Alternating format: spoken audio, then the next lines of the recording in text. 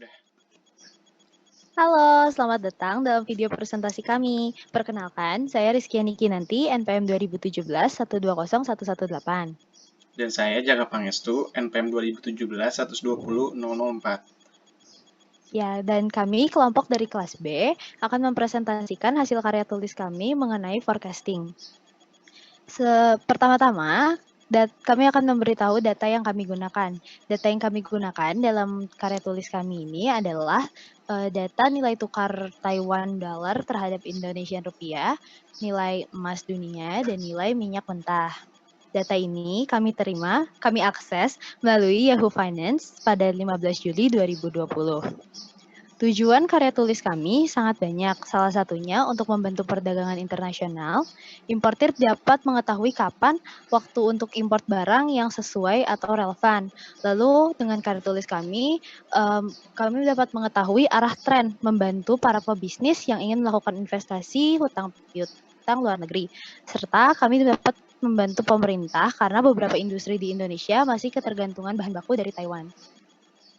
Selanjutnya, kami memiliki dua grafik. Grafik pertama adalah grafik perbandingan Taiwan dollar terhadap Indonesian rupiah dengan grafik harga emas dunia yang sebelah kiri. Lalu kami memiliki grafik kedua yaitu perbandingan Taiwan dollar terhadap Indonesian rupiah dengan harga minyak mentah.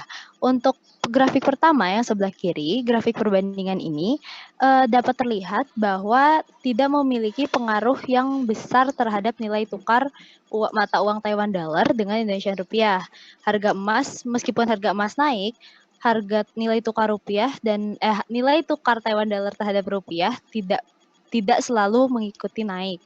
Lalu untuk grafik perbandingan Taiwan dollar Indonesia rupiah dengan harga minyak mentah sangat tidak berhubungan karena dapat dilihat bahwa saat harga nilai tukar turun, harga minyak mentah pun tidak ikut turun seperti itu. Lalu untuk metode analisis dari karya tulis kami ini sendiri menggunakan metode time series dan metode kausal. Untuk metode time series kami menggunakan 3 metode. Metode pertama adalah metode moving average. Metode ini sangat sederhana karena berusaha merata-ratakan beberapa data terakhir. Metode ini juga berusaha memuluskan perubahan data yang sangat tinggi atau yang sangat rendah dalam jangka pendek. Kami menggunakan N sebesar 100. Hasilnya bisa dilihat di presentasi kami. Lalu, untuk metode yang kedua, kami menggunakan weighted moving average. Metode ini lebih realistis jika dibandingkan dengan metode moving average, karena weighted moving average ini memberikan bobot yang lebih besar kepada data-data yang paling baru. Jadi, bobot yang lebih besar dapat diberikan ke data-data yang lebih baru. Bobot yang kami gunakan adalah 5, 4, 3, dan 1. Hasil forecasting kami menggunakan weighted moving average tertera pada presentasi kami. Lalu, yang ketiga, kami menggunakan metode exponential smoothing. Untuk exponential smoothing ini, kami menggunakan alpha sebesar 1 karena berdasarkan percobaan perhitungan, kami menemukan bahwa alpha sebesar 1 memberikan hasil forecasting paling kecil pada MAD, MSE, dan MAP-nya. Berikut hasil forecasting exponential smoothing menggunakan PMQM kami. Kemudian untuk metode kausalnya, kita menggunakan multiple linear regression. Metode kausal itu apa sih? Itu biasanya digunakan untuk pendekatan sebab akibat. Tujuannya itu untuk meramalkan keadaan di masa depan yang akan datang dan mengukur beberapa variabel bebas yang penting beserta pengaruhnya terhadap variabel tidak bebas yang akan diramalkan selanjutnya.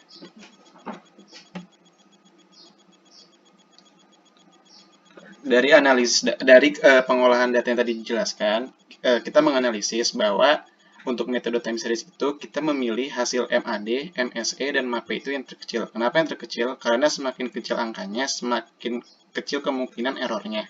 Sehingga untuk MAD didapatkan angka terkecil sebesar 6.473,29. Itu didapatkan dari metode exponential smoothing. Kemudian untuk MSE, angka terkecilnya itu 548.355.400. Ini didapatkan dari metode moving average. Kemudian yang terakhir untuk MAPE, angka terkecil itu dapat 0,4, sehingga kalau dikonversikan menjadi 40%, dan ini didapatkan dari metode moving average. Dari analisis data metode time series di atas menggunakan POPQM dapat disimpulkan metode yang terbaik itu moving average karena hasil MSE dan MAP-nya itu yang paling kecil. Selanjutnya. Lanjut. Kemudian untuk metode kausal sendiri setelah di forecasting menggunakan POPQM didapatkan MAD sebesar 14.888,02, MSI-nya sebesar 869.393.100.000, kemudian MAP-nya sebesar 7%. Kemudian didapatkan korelasi koefisien sebesar 53% dan korelasi determinasi 29%. Dua korelasi ini itu menjelaskan hubungan antara mata uang Taiwan terhadap rupiah dengan variabel independennya yaitu emas dan harga minyak yang didapatkan sebesar 53% dari korelasi koefisien. Tetapi alangkah lebih baiknya hubungan dua korelasi ini itu mendekati angka 1 atau 100%. Lanjut, Noy. Kesimpulan dari tugas ini, untuk time series didapatkan forecast periode selanjutnya untuk moving average itu sebesar 462.999,8. Kemudian untuk weighted moving average-nya sebesar 488.660,5. Kemudian untuk exponential smoothing-nya sebesar 492.590. Kemudian untuk metode kausalnya didapatkan dari hasil forecasting POPQM yaitu Y sama dengan 0 emas plus 0 minyak. Ini menandakan bahwa hubungan antara mata uang Taiwan dan Indonesia terhadap minyak dan minyak itu tidak berpengaruh karena di sini koefisiennya itu 0. Selanjutnya. Oke, sekian dan terima kasih.